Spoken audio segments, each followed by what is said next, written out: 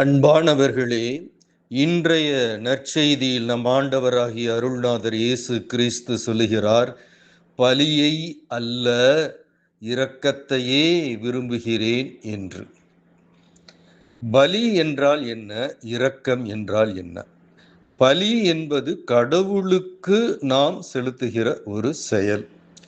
இரக்கம் என்பது நம்மை சூழ்ந்துள்ள துன்பத்தில் இருப்பவர்கள், துயரத்தில் இருப்பவர்கள், வறுமையில் இருப்பவர்கள், தனிமையில் இருப்பவர்கள், முதுமையில் இருப்பவர்கள், நோயில் இருப்பவர்கள், கைவிடப்பட்ட நிலையில் இருப்பவர்கள், கவலையில் கண்ணீரில் இருப்பவர்கள், இவர்களுக்கு நாம் செலுத்துகிற செயல். இதுதான் இரக்கம். இந்த இரண்டில், இந்த பலி இரக்கம் ஆகிய இந்த இரண்டில் நம் ஆண்டவர் எதை விரும்புகிறேன் என்று மிக தெளிவாக சொல்லுகிறார். இரக்கத்தையே நான் விரும்புகிறேன் என்று சொல்லுகிறார்.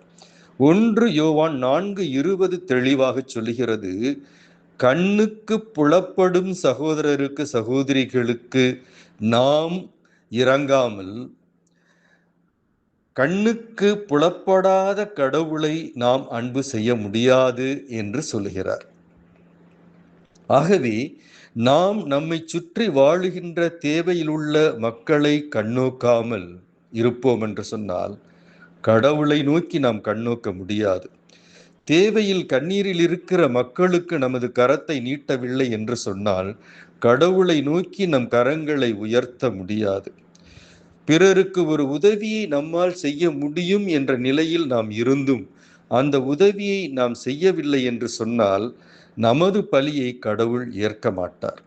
ஆகவே நாம் பிறருக்கு இரங்குவோம், கடவுள் நமக்கு இரங்குவார். இந்த நாள் கடவுளின் இரக்கத்தின் நாளாக இருக்கட்டும். God bless you.